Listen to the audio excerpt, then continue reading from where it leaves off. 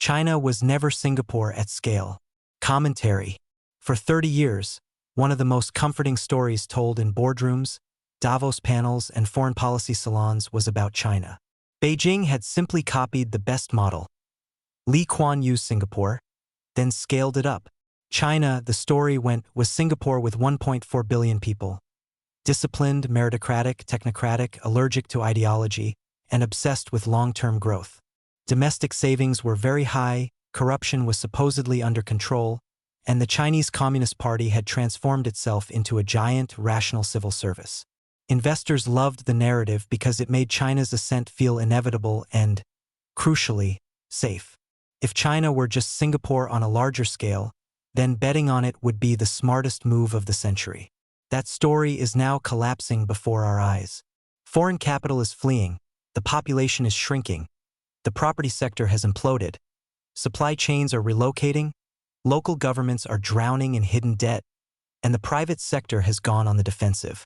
The question is no longer how fast will China grow, but if China really was Singapore at scale, why is it behaving like this under pressure? The parts that looked the same. We should give optimists their due. In the 1990s and 2000s, the parallels were hard to miss. Deng Xiaoping openly admired Singapore. In 1992, he declared, "Thanks to a strict administration, Singapore has good public order. We should learn from its experience and surpass it in this respect." Thousands of Chinese officials were dispatched to the city-state. China copied Singapore's public housing model, studied its Central Provident Fund, and even built an entire industrial park in Suzhou with Singaporean partners. Lee Kuan Yew visited China 33 times and privately briefed Jiang Zemin, Zhu Rongji, Hu Jintao, and others. Multiple generations of Chinese leaders treated him almost as a mentor. China's savings rate soared above 40% of GDP, much like Singapore's, and the state poured those savings into world-class airports, high-speed rail, and ports.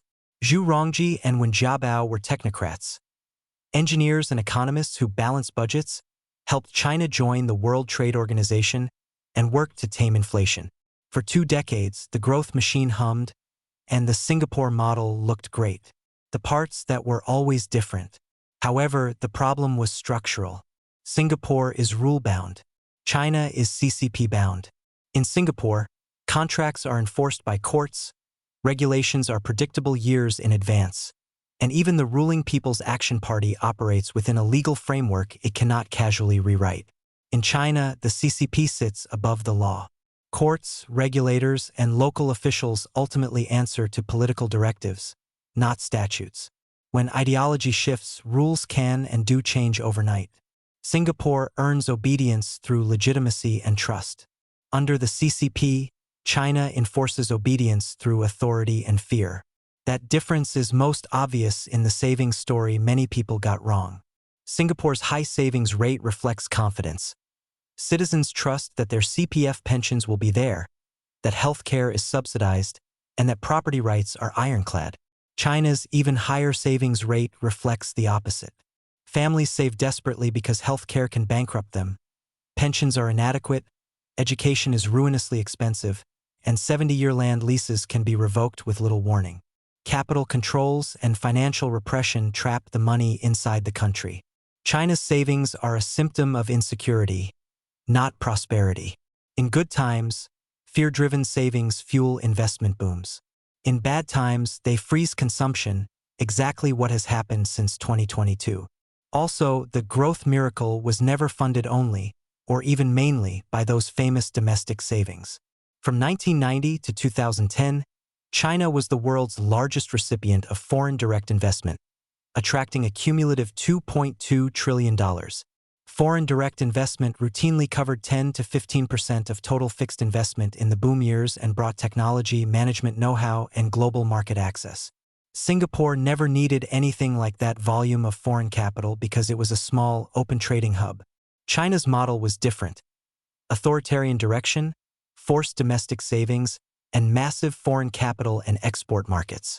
Strip away the FDI and the export boom, and the self-reliant savings story doesn't hold water.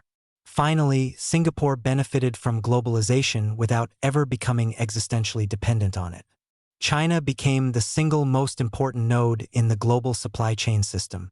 That gave it tremendous leverage when the world needed cheap goods. The flip side is that it now exposes it to lethal risk when the world decouples. The 2020s stress test. The late 2010s and early 2020s delivered the first sustained adverse shock since Deng Xiaoping's reforms began. The results have been brutal. Net foreign direct investment turned negative in 2024 for the first time in modern history. Capital is not slowing. It is leaving. Real estate, directly and indirectly responsible for roughly 25% of GDP, has entered a Japanese-style stagnation. Evergrande is gone, Country Garden is restructuring under distress, and local governments have lost their main revenue source.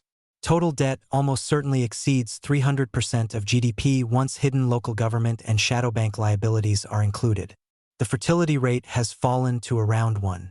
The working-age population is shrinking by millions every year.